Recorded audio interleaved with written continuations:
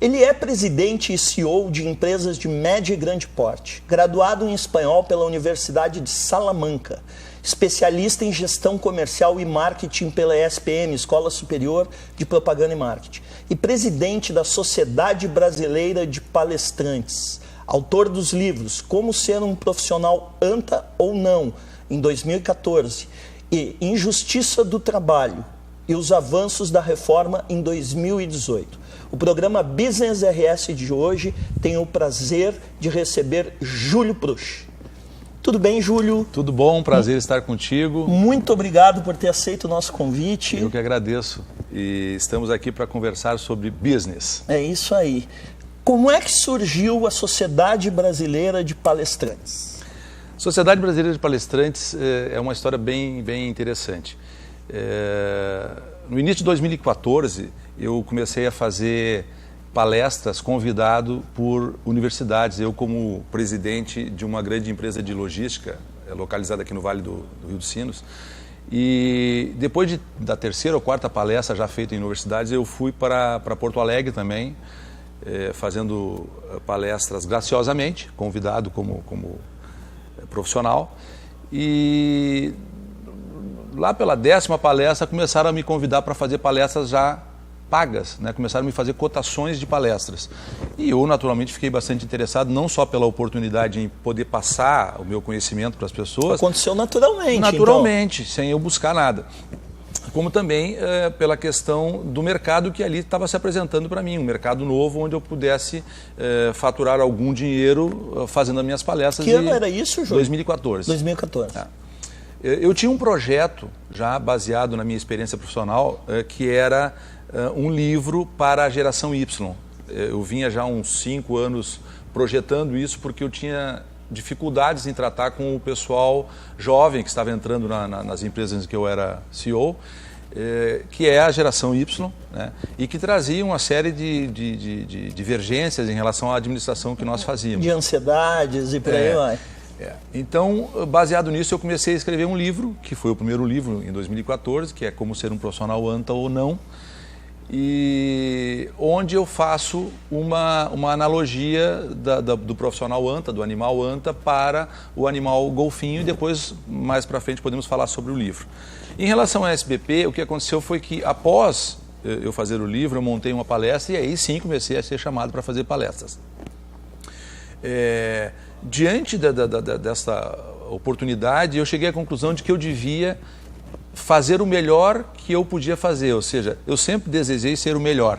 Não melhor que você, não melhor que ninguém, mas sempre melhor se superar. Que eu mesmo. Né? Que você mesmo. Então, eu resolvi que eu devia me especializar nisso. Se eu queria trabalhar com palestras, se eu queria ser um palestrante, era necessário que eu tivesse algum tipo de formação nesse sentido. E, para minha surpresa, eu fui buscar, então, na internet, né? E eu não encontrei nada, ninguém fazia isso, né? Haviam raríssimos cursos, pouquíssimos cursos. Iniciativas pontuais. De oratória. De oratória. Né? E era justamente o que eu não queria. Eu não queria oratória, eu queria alguma coisa muito mais complexa, que me ensinasse, me desse noções dessa ansiedade, dessa insegurança em falar em público. Até porque ser um palestrante não é só ter uma oratória boa, né? Não, porque a gente sempre diz que oratória, a oralidade, né? Todo mundo tem, a criança quando nasce já tem a oratória, ela já sai falando. Perfeito. Né? Agora, a gente ter a impostação da voz, né? A gente aprender a eloquência, né? Essas coisas postura, gestos, tudo isso pode ser ensinado, pode ser aprendido. Perfeito. E então passou alguns meses, eu continuei procurando, continuei buscando informação, e até que eu encontrei um curso em São Paulo, né? Não vou dizer por questões éticas aqui o nome do curso, mas enfim, havia lá um curso de 5 dias.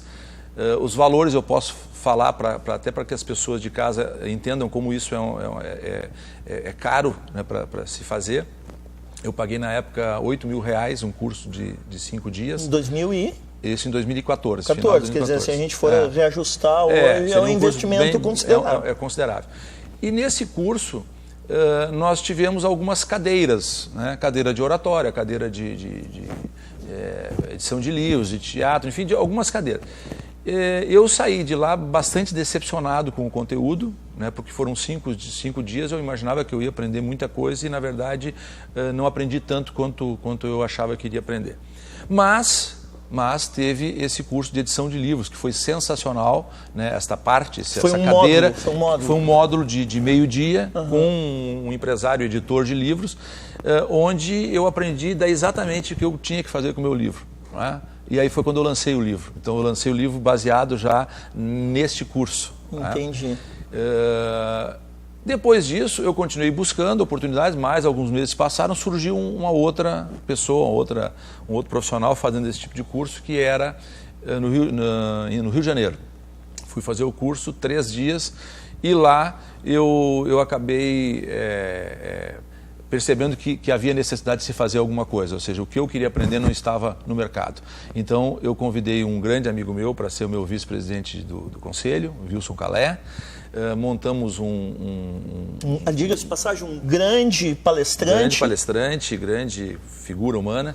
E nós montamos o curso. O nosso curso, são 3 dias de imersão e eu tenho lá uma psicóloga que fala sobre ansiedade, medo e insegurança antes e durante a palestra. Eu tenho um CEO da UIP, que é uma empresa de tecnologia, que fala sobre como vender, como você empacota isso e pela internet para vender. Nós temos um ator palestrante, que é o Flávio Guerrico, de Santa Catarina, que dá teatralização para palestrantes. Nós temos um de oratória, que é o nosso colega, o teu colega jornalista, que é o Sérgio Stock, da TV Bandeirantes, que faz oratória, e assim a gente montou o curso. Bom, a essa altura o pessoal deve estar se perguntando como é que está o mercado de palestrantes agora, no momento atual, e como é que tu enxerga perspectivas para o ano seguinte? Realmente é uma pergunta interessante, eu até havia anotado algumas coisas aqui. Se a gente for pensar no passado, até de 20 anos para cá, haviam 2, 3 palestrantes no Brasil. Verdade, eu me lembro. Que ganhavam rios de dinheiro, né? Eu cito aqui pessoas, celebridades, vamos dizer, como Augusto Cury, o Lair Ribeiro, né, o Daniel Godry, o Roberto Chiniachik. Perfeito. Né? São personalidades que até ainda hoje atuam e cobram caríssimo, né? A gente tem aqueles profissionais que já são profissionais do mercado conhecidos em suas atividades. Então, por exemplo, Bernardinho, Oscar, atrizes, atores que são famosos e dão palestra simplesmente que são famosos, né? E tem a nova onda agora, que são as novas celebridades, né? Mário Cortella, Max Gehring, Clóvis Barros Filho, o Leandro Carnal. Né? Carnal que está na crista da onda. Resumindo, se criou então a necessidade. O mercado está muito bom para isso, por isso que tem muitos empresários, executivos, professores querendo ser palestrantes. Né? Essa nova onda vem para ficar, eu tenho certeza que vai durar os próximos 10 anos. Perfeito. Nosso papo está excelente, nós vamos para um rápido intervalo comercial. Lembrando que esse programa tem oferecimento da Sociedade Gaúcha de Coaching, líder no mercado presencial de formações em coaching desde 2016 e treinamento vivencial Guerreiros Não Nascem Prontos. O que fazemos em vida ecoa na eternidade. Voltamos já já.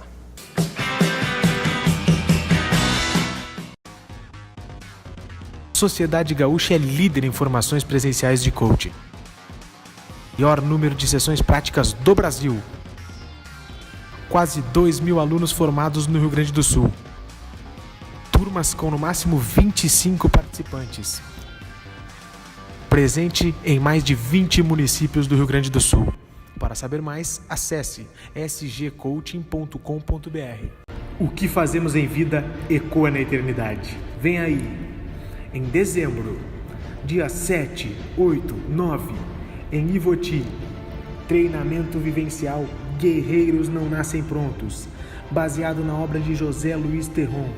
Venha vivenciar 3 dias de imersão total. Desperte o guerreiro que há em você. Acesse desperteseuguerreiro.com.br e saiba mais.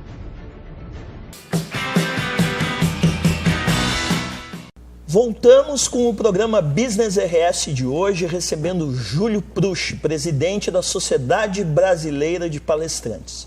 Júlio, nós falávamos no último bloco sobre o mercado de palestras.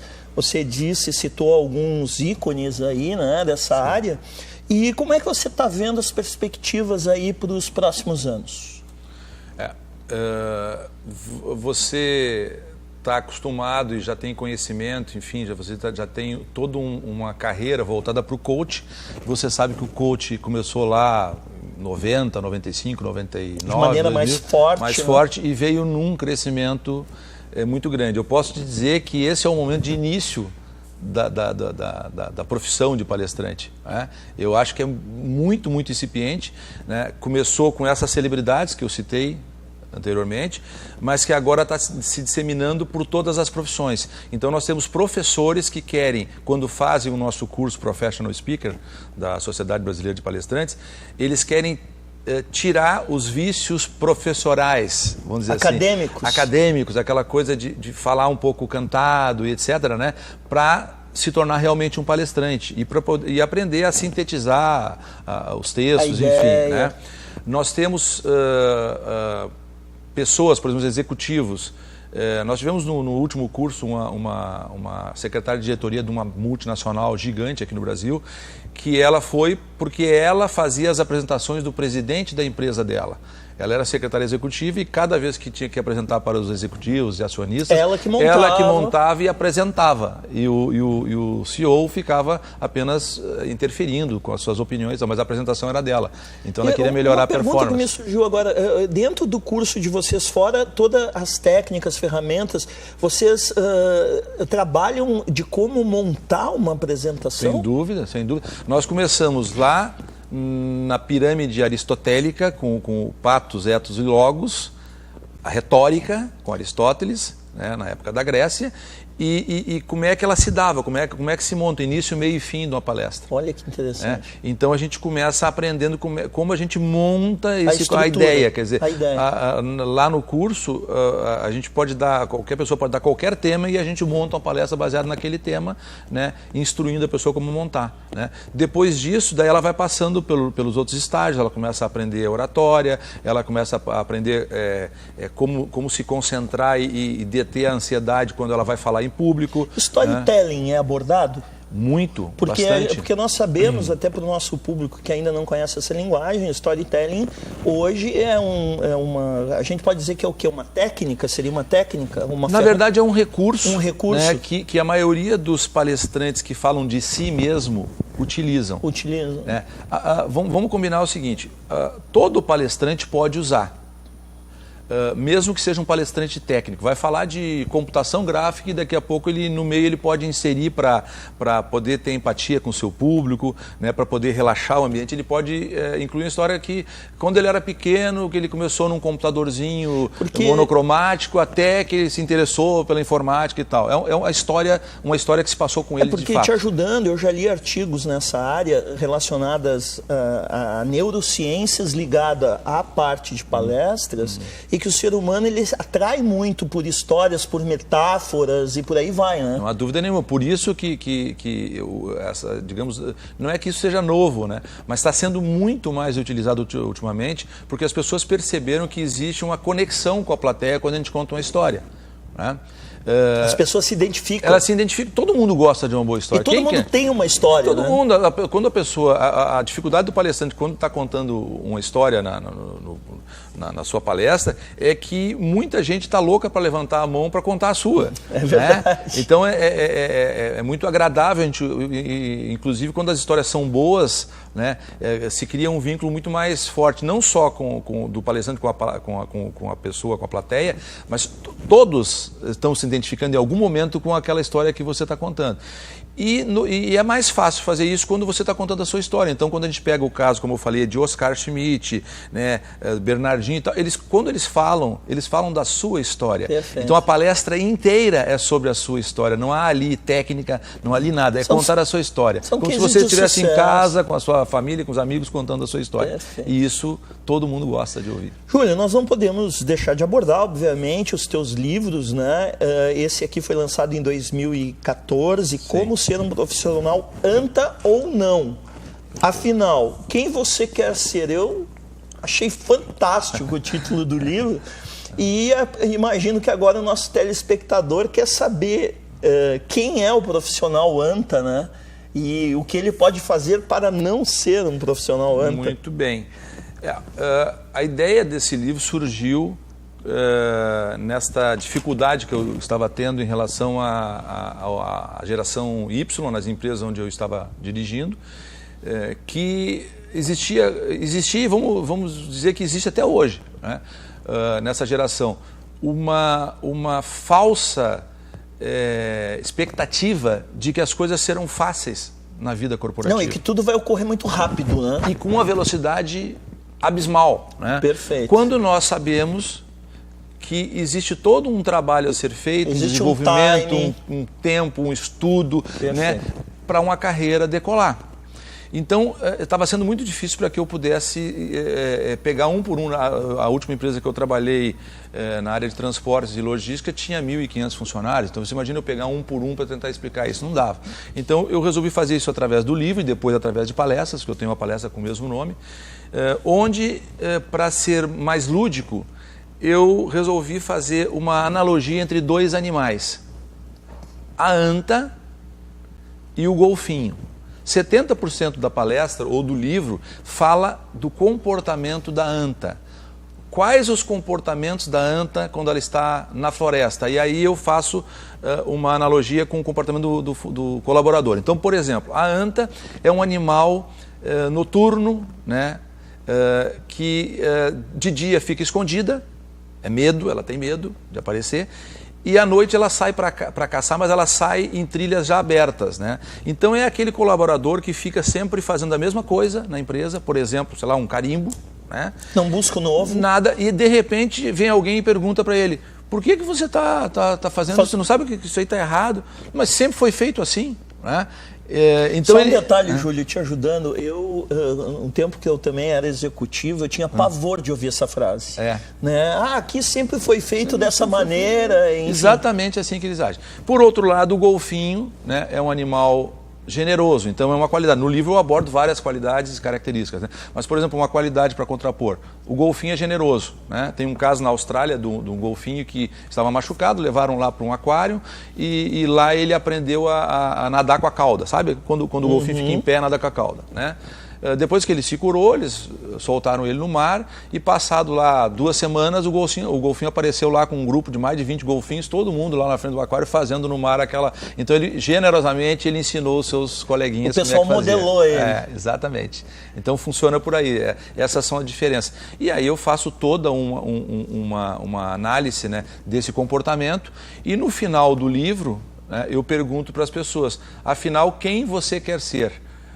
Você quer ser um profissional anta ou você quer ser um profissional golfinho? Porque lá eu explico quais são as vantagens de ser golfinho, né? Você é sempre lembrado para novos empregos, você é admirado inclusive pelos concorrentes da sua empresa, você ganha mais e com isso você alcança o sucesso. E esse sucesso vem através de tudo que você precisa, seja o seu sonho é casar, o seu sonho é ter uma casa própria, um automóvel, é viajar, né? Fica ao alcance da mão quando você se transforma num profissional golfinho. E eu diria que todas essas características que você está falando do golfinho são ainda mais importantes no momento atual. Sem dúvida. Nós vamos para um rápido intervalo comercial e voltamos já já.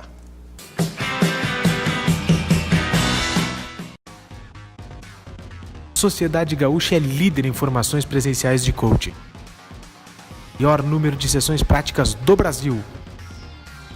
Quase 2.000 alunos formados no Rio Grande do Sul. Turmas com no máximo 25 participantes. Presente em mais de 20 municípios do Rio Grande do Sul. Para saber mais, acesse sgcoaching.com.br. O que fazemos em vida ecoa na eternidade. Vem aí! Em dezembro, dia 7, 8, 9, em Ivoti, treinamento vivencial Guerreiros Não Nascem Prontos, baseado na obra de José Luiz Terron. Venha vivenciar 3 dias de imersão total. Desperte o guerreiro que há em você. Acesse desperteseuguerreiro.com.br e saiba mais. Voltamos com o programa Business RS de hoje, recebendo Júlio Prusch, presidente da Sociedade Brasileira de Palestrantes.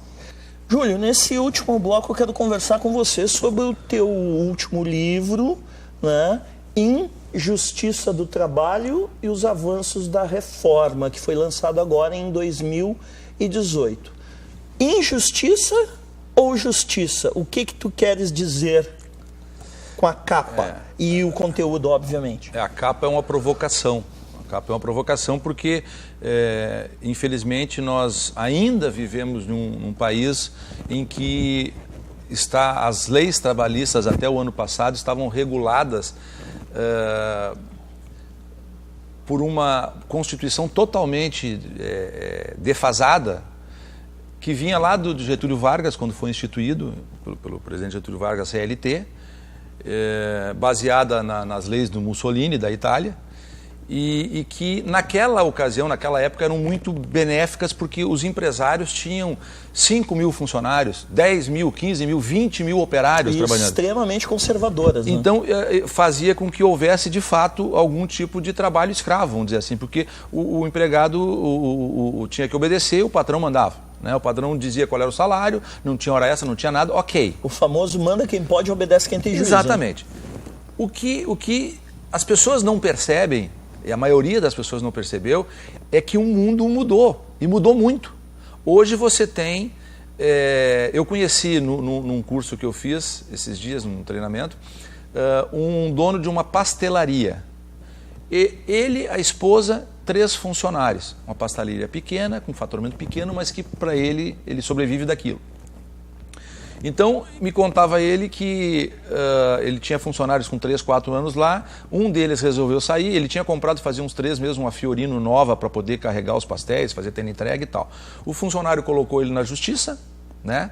E ele teve que entregar a caminhonete dele para o funcionário dele. Com pouco tempo, provavelmente, quer dizer, o funcionário trabalhou. Então, isso é um absurdo que aconteça, porque isso acaba com a vontade de empreender no Brasil. Ou seja, as pessoas como nós que são empreendedores, que buscam gerar empregos, que buscam fazer coisas novas, elas ficam com medo, elas querem ser ou funcionário público ou empregado. Não é? Ora, se eu for empregado, eu tenho 13º, eu tenho férias. Se eu for funcionário público, eu tenho biênio, quiênio, quadriênio, quinquênio, tudo que é ênio que é possível se ter, né? Eu tenho, né? Eu tenho 2 períodos de férias, eu tenho licença remunerada, eu tenho tudo. Por que eu vou empreender? Se eu for empreender, eu tenho que enfrentar os juízes do trabalho, a justiça do trabalho, melhor dizendo. E, Júlio, eu acredito que aqui fica um alerta, né, para os empresários que estão nos assistindo, até porque nós somos empresários também. Uhum. Isso que você está falando leva as pessoas a também não quererem contratar funcionários. A pessoa acaba empreendendo e ela tem o receio de contratar em função de uma justiça trabalhista paternalista e antiga, e aí é por isso que os empregos também estão sumindo. É mais um fator. Essa é a contradição. Porque enquanto as pessoas, o trabalhismo aí, faz campanhas dizendo que a reforma iria acabar com os empregos, e etc., é muito pelo contrário, todos os índices da reforma para cá melhoraram em relação ao emprego. Né? Porque qual empresário que não gostaria de ter um empregado onde, ao invés de pagar R$ 1.500 por mês, por exemplo, né, ou 15 mil reais, não importa, eu resolvesse, não, eu posso pagar 3 mil reais, mas eu não vou ter nenhum problema com a justiça do trabalho. Qual empresário que não preferia pagar os 3 mil? Com certeza. Todos. Te ajudando na linha de raciocínio, eu li um artigo a semana passada, justamente que depois da reforma, na verdade, as demandas trabalhistas diminuíram 47%. Claro, isso é fato. E vai melhorar ainda mais. Eu acho que poderia ser mais incisiva, sim, eu acho que tem coisas que podem melhorar, mas ela foi muito boa. Tanto que eu já estava com o livro pronto e veio a reforma, muitas das coisas da reforma estavam escritas no meu livro, né? Eu falava sobre isso e eu tive que estudar a reforma para poder fazer um novo capítulo, para inserir o último capítulo, que são os avanços da reforma. Nós temos cases aí, Ronald, que são coisas assim, o que a gente costuma chamar no jargão jurídico aí de aberrações jurídicas. Né? Então, eu trabalhei numa empresa onde existia uma relação entre TRC, que é o transportador rodoviário de carga, que são as grandes empresas, e o TAC agregado, que é o transportador autônomo de carga, que é o freteiro. Esse freteiro que tem nas esquinas aí. Sim. Né? Então ele tem uma empresinha dele, onde ele tem 1, 2, 3 caminhõezinhos e ele presta serviço para as pessoas ou para as empresas. Existe uma lei desde 2007 que regula essa relação, porque como haviam muitas demandas trabalhistas, se fez uma lei. né? Bom, nós tivemos uma ação onde a empresa foi obrigada a pagar R$700 mil de indenização para um cidadão que tinha uma empresa, que tinha 3 caminhões, ele dirigia um caminhão, o filho dirigia outro caminhão e um empregado dele com carteira assinada dirigia o outro caminhão, porque nós exigimos toda essa documentação além do contrato, carteira assinada, o FGTS pago, enfim, todas essas questões. Tudo legal, era uma terceirização de fato, baseado numa lei, num contrato, baseado numa lei que existia, pois esse cidadão entrou na justiça e a Justiça do Trabalho recebeu a ação dele e deu ganho de causa, deu vínculo trabalhista para um empresário. Eu gosto de fazer alertas, Júlio, aqui para o nosso público, pelo seguinte: eu sou um estudioso da disruptura, novas tecnologias, futurismo, etc., e já estão sendo feitos testes de caminhões autônomos nos Estados Unidos. Né? Quando eu ouço uma pessoa que nem você, que tem essa mega experiência nessa área, depois eu fico imaginando um empresário da área. É óbvio que ele vai querer futuramente, se for possível, não vai pensar duas vezes. Não vai pensar duas vezes. Porque a pessoa quer dar um emprego, quer fazer, e infelizmente nós temos esse paternalismo em todas essas situações. A palavra que tu estás usando realmente ela é perfeita para o que acontece. É paternalismo. Os empregados, e aí nós também somos empregados. Perfeito. Né? No Brasil, em função das últimas décadas aí, eles acham que o patrão é pai. O patrão não é pai. O patrão, na maioria das vezes, nas pequenas e médias empresas, o patrão tem meses que ele não recebe o seu prolabore para poder pagar o salário dos funcionários em dia, e ele não recebe. Né? E ele luta com os impostos, ele luta com a fiscalização, ele luta com toda a gama de fiscalizações que existem. E muitas pessoas não conseguem enxergar isso. Não enxergam. Né? Porque isso fica nos bastidores. Nos bastidores. A empresa ela é costumeiramente fiscalizada pelos sindicatos, né? E aí tem órgãos do governo municipal, estadual, federal, né, que estão em cima do empresário, cobrando todo mundo quer uma fatia da riqueza que é gerada por uma única pessoa, que é o empresário. Verdade. Júlio, nós estamos caminhando para o final do nosso programa. A gente sempre pede, né, que os nossos convidados deixem uma mensagem para o nosso público, para os empresários, para os colaboradores que estão nos vendo. Enfim, aí você pode falar de questões pessoais, profissionais, a palavra é tua. Ok, eu agradeço então mais uma vez o teu convite por estar aqui no Business RS, e a minha mensagem é de otimismo. Eu acredito muito que no ano que vem nós vamos ter uma melhora muito considerável em relação aos últimos 3 anos que nós estamos vivendo aqui no Brasil. 2020 eu acho que é o ano da virada total, vai melhorar e melhorar muito. Sempre fui otimista e sabia que nós teríamos esses 3, 4 anos de dificuldades. Aproveito para falar da Sociedade Brasileira de Palestrantes. Aqueles que quiserem conhecer e participar do nosso próximo Professional Speaker, busquem informações no nosso site, que é o sbpalestrantes.com.br, que nós estaremos à disposição para tirar qualquer dúvida de vocês. Muito obrigado.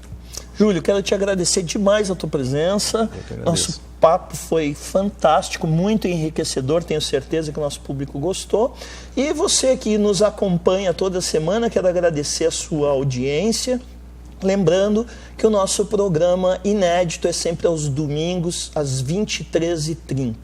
Nos vemos na próxima semana, um grande abraço e até lá.